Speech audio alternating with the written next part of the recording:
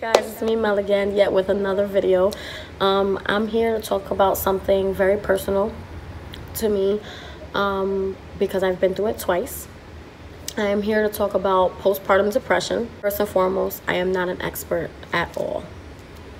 Just take that into consideration. I am not an expert, but I saw Cardi B's Instagram story, and she was talking about just dealing with postpartum. And then she put up a video of what she feels right now going through this stage. I feel like as a celebrity, that is a great thing to just admit that you're going through, because we should all talk about it. It shouldn't be just, oh, she had a baby, she's going through postpartum depression, she'll be fine. That's not the case. So this is what the video is going to be about. And I have, for those of you that know me, I have 4 children. If you don't know me, now you know. I have 4 children, 2 girls and 2 boys. My daughters are literally a year and 3 weeks apart. So you do the math. So I was not expecting to have a second child so quickly. And I feel like that was a big part of my postpartum depression. My first pregnancy was rough. And I had, when I went into labor and I gave birth to her, I had eclampsia, I had seizures, I had to go back into the hospital. That story is for a whole nother video. But having that scary time in my life, I thought I was traumatized. I thought I was never gonna have any more kids after my first. Found out I was pregnant with my second daughter when I was almost 4 months pregnant. And that's because still had my menstrual, and there was nothing abnormal for me. I wasn't growing a belly, like nothing was happening for me. So I didn't think anything of it. Now, there was one day where I was in excruciating pain, and I was like, I gotta go to the emergency room. Something's not right. In the emergency room, they decided to do an ultrasound and a sonogram. Then they told me, hey, you're 4 months pregnant. Like, if I was supposed to be happy about that. I was like, my daughter's not even 1 year old. Like, so when I found out I was pregnant, pregnancy was fine. I started seeing the doctor regularly, started taking all my meds, and, you know, just doing everything I was supposed to do. Now, when she was born at 37 weeks, like 36, 37 weeks. So it was a little bit earlier than what I experienced with my first. So that was a shock. To be pregnant was a shock. I didn't expect to have her. I didn't expect all the things I had. She came early, then I found out late. Now, her labor was fine. I went into labor probably like at 10 o'clock at night. She was born at 1 o'clock in the morning, so it was super duper quick. When she came out and they threw her on top of me to get her clean and stuff like that, I didn't feel a connection. When I hugged her and I looked at her, I was like, oh, my baby, but there was no tears. There was nothing, no connection, and I felt it. I felt, this may sound horrible, but when she came out, I felt a relief, like, God, thank God she's just out of me. And so that was surprising. That was very weird for me. So that happened. Then bringing her home. Now, bringing her home was difficult because I lived with my mother and my father, and my daughter's father lived with his mother. So it was like, I'll stay with you for a couple of days, but now I'm gonna go back home. So that would, that was rough for me, because I wanted him to be there to experience this with me. I wanted him to just be there. Honestly, I was being selfish. I wanted him to be there so he can take care of her, because I felt so weird. I didn't feel no connection with my child. And that was rough. That was really rough for me, because the first pregnancy, I was like, oh my God, I'm so obsessed with my baby. Like, this is my baby, this is my baby. And with this one, it was just like, okay, she's crying. Somebody do something. Somebody get her. Somebody get her to stop crying. Now, when my daughter's father went back home to his mom's house, I was home with my mom and my dad, but mainly my mom helped me with her. My mom helped me, feed her. I can't say helped me. My mom fed her, bathed her, clothed her, changed her. My mom did everything for my daughter, because she would cry and I would stay sleeping. She would cry and I would just ignore her. I would take care of her sister. Like, and this is like hard for me to say because now me and her are very, very close. So to know that I went through this and to know that it was so rough on me, it is hard. It's hard to talk about now because I don't like to go back to that time. Because again, we are so close now. I'm sorry, I'm super thirsty. And so, you know, that was a hard time in my life. Now, I went for my 6-week checkup. And, you know, they give you this, I don't know if they still do it, but when I gave birth to my daughter, they gave me this paper that asked me, like, just a whole bunch of questions that I was like, I have all of this. Like, this is all what's wrong with me. Then there was one question that said, do you have any suicidal thoughts? And do you have any thoughts of harming your baby? Now, again, I'm not an expert. And there's many different ways you can have postpartum depression. But I will say this, it's not natural. To think that you're gonna harm your child is not a natural feeling, it's not a natural thought. And I feel like if it ever gets to that point where you have those thoughts, you need the help more than you think you need it. Because I was that type, oh, I don't need your help. No, I'm okay, I got this, I'll do it. No, let me do it. Not knowing that, God forbid, I would have been alone with my child, I would have hurt my child. Not because I wanted to, but because the thought process that you have during postpartum depression is so hard to explain. It's like you're not yourself. You could see yourself and you know it's you, but mentally you're not yourself. And that's why I spoke about Cardi B, because the video that she posted was that of a comedian. He's a comedian and he's in the mirror basically battling himself, and she posted that that's how she feels during this postpartum. And that's exactly how postpartum depression starts off, is where you're like, I know it's me, this is me, but who are you? Like, you look in the mirror and you just don't feel like yourself. You don't want to do anything, you don't want to go anywhere, you don't want to eat, you just want to sleep. Some people don't even want to sleep. It's just so many ups and downs of it, so many mood swings, so many behavioral issues that I feel like we need to really, really bring awareness to. And so with my daughter, it was like that for me. Now, when I went for that doctor's appointment, I filled out that paperwork and they told me, oh, you've checked off more than what we expect you to check off. And we're gonna give you some pamphlets and some information about postpartum depression. And I was like, what? Like, what are you talking about? I don't have no damn postpartum depression. Like, I'm fine. I just had a baby too soon and I'm gonna be all right.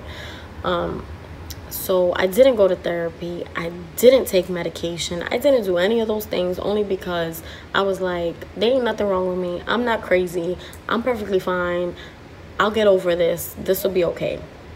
Now, it went on for a few months. It went on maybe, I can't even remember because it's been a few years, but it went on for a while. And what helped me the most was my family's support, was my mom's support, my dad's support, my sister, my friends. They all understood that something was wrong, because they would ask me, if I would go out, they would ask me, oh, where's Amaya? And I'm just like, with my mom, with her grandma.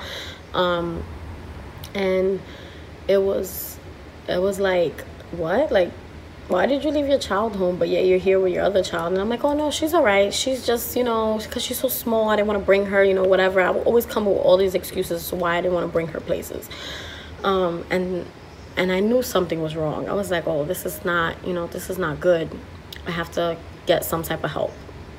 When you understand that you're not alone, you're not the only person who's going through this, you're not going to be the last person to go through it, and you're not going to be the first person to go through it. So many people go through it. And so, you know, just, again, look through your resources, get the support that you need and the help that you need, because it's beneficial. It really helps. It really does help. And that's why I think I didn't excuse me, I didn't use medication or anything because my mom was my biggest support. My mom was like, I know you're going through this. You're going to be okay. Don't worry about it. I know you love your baby. Because I would cry like, oh my God, I love her so much.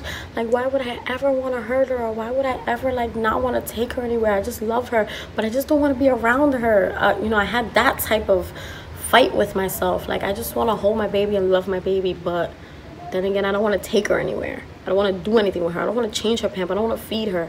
But I wanted to be there. I just wanted to hold her because she was my child. So, you know, that was one way I experienced it. And, you know, my daughter's older now and we talk about it because I want her to understand that I've always loved her, but there was a time where things were very rough for me. So it's just, I don't really like to go back to it only because, one, obviously it makes me emotional. But two is because me and her are so close now. It's like, how did I ever feel that way back then? How did I ever go through that, you know? And when I think about it, it's because I had the support I needed. I had a friend to talk to. I had my mom to talk to, my sister to talk to. I would YouTube videos like, you know, what is this? Or I would Google search this. And I was always that type of person to just look into things and understand why I went through it, because I didn't feel like I needed to pay someone to tell me what I was going through, give me a medication to feel better. I felt like I could have did that by myself. And last year I had my fourth baby. He just turned a year old. His was different. With my daughter, like I said, I didn't want to hold her, didn't want to touch her, didn't want to just be bothered by her crying. I would tune it out, stay sleeping, and my mom will handle it. With my son, the moment I got pregnant, of course I was happy because me and my husband were trying to have a baby for 2 years, maybe a little bit longer. So I was like, yay, you know, we're finally having a baby. But he came out of surprise because we weren't planning. We gave up. We didn't want to be, you know, bothered with seeing doctors anymore. We just gave up on trying. And so when I went into the hospital for being sick, I passed out at work. When they ran all my tests and the doctor comes in and he's like, hey, congratulations, you're pregnant. And I was like, what? Like, he's like, yeah, your HCG levels are really, really high, you know, whatever. And I was in shock. My husband was in shock. And he looked at me like and said, congratulations. I was like, I didn't do this by myself. Like, hello, congratulations to both of us, I guess. Like, isn't this what we wanted? And then a whole bunch of thoughts came into my head. Like, oh my God, I don't want a baby right this second. I was just started a new job and I was settling in Florida and I was starting to get happy here, and I got pregnant. And I was like, okay, whatever. Now it's different. Now, you know, I have my husband. It was like we have our place and we have the space and we have the financials and we have this, we have that. You know, when I was younger, I didn't have those things because I was so young. I didn't have the things that I have now that I'm older. And so this pregnancy I thought was going to be a little bit different because I was like, you know, me and my husband lived together and, you know, I have a new job and all these things, but I didn't feel as happy as I thought I did. And, you know, I was basically just going through the motions. I was basically going to my doctor's appointments and, you know, just handling everything I had to handle being pregnant. Now, I didn't feel a connection with my pregnancy. Don't get me wrong, I felt beautiful while I was pregnant. I felt gorgeous, I felt sexy, I felt all these positive things, but no connection to my baby. We would go to sonograms, I'd be like, yeah, look at the baby. But I wasn't like, oh my God. Like, it's hard to explain through video, but a lot of moms I know felt the love that they feel for their baby. And it's not that I didn't love my baby, I just didn't feel a connection. It was just like I'm just carrying a baby. Now, when my son was born, well, before my son was born, I had gestational diabetes, and that was a new thing for me. That was a first. I never experienced that, so that was rough. And then I was supposed to be induced to give birth. I was supposed to have a C-section first because he was like this way instead of this way. And the morning of my C-section, he actually turned. So they were like, oh, we're just going to induce you, whatever. It was just me and my husband. And he was so excited and so like, oh, I can't wait to see my son. And he was just, his emotions was very different than my emotions. My emotions was like, I'm here yet again. I'm going to give birth. And something just doesn't feel right. Something feels off. And so my son was born. And when he was born, they immediately put him on me. And when he was on me, like, this is the craziest thing I've ever experienced. They put him on me, and he wrapped his, like, arms and his legs around my top half and my bottom half, like, wrapped it like a little monkey and just held on to me. And my husband was like, what the, like if he just wanted to hug me. Nurse could not take him off me, to clean him, do anything. He was just stuck to me.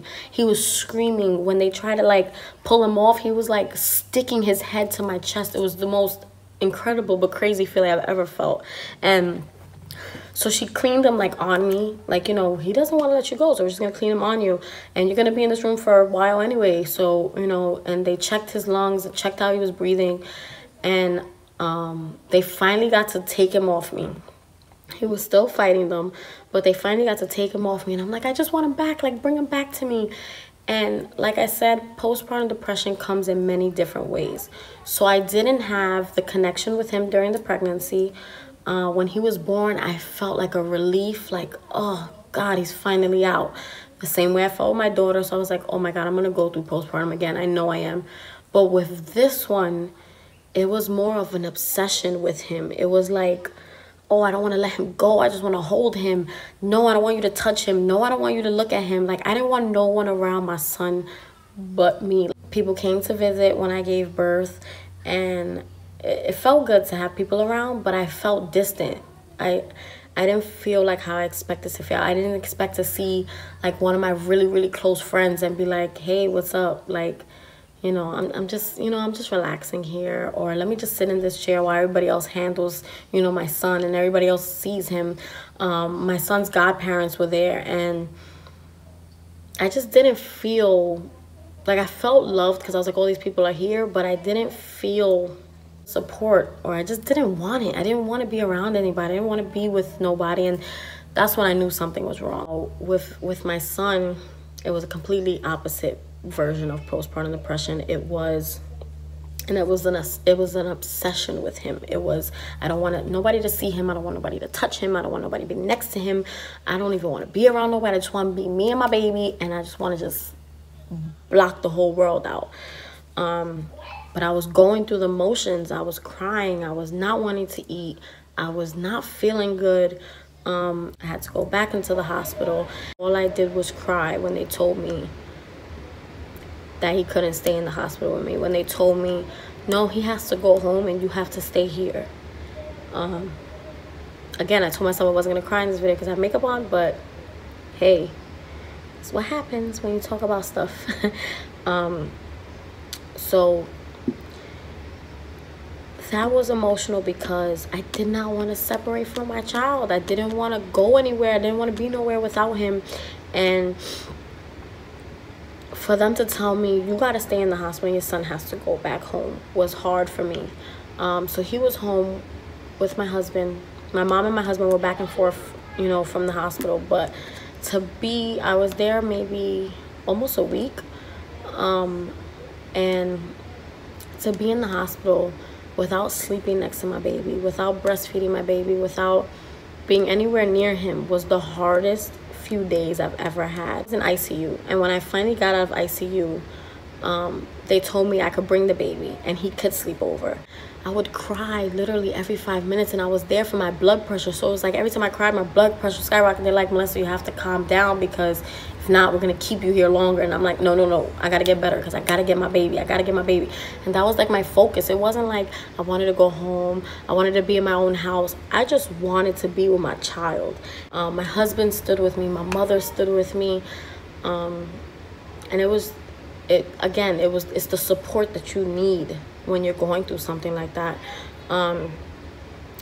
But with this postpartum depression, it was completely different than my daughter's, and that's why I want to bring awareness to it, because there's so many different ways of going through it. With my son's postpartum, I saw a therapist.